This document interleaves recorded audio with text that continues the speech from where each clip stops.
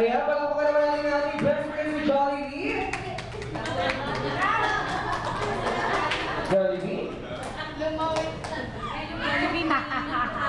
Ayan, Jollibee, di ba meron kang gift para kay Isa ngayon? Jollibee, di ba? Meron kang gift.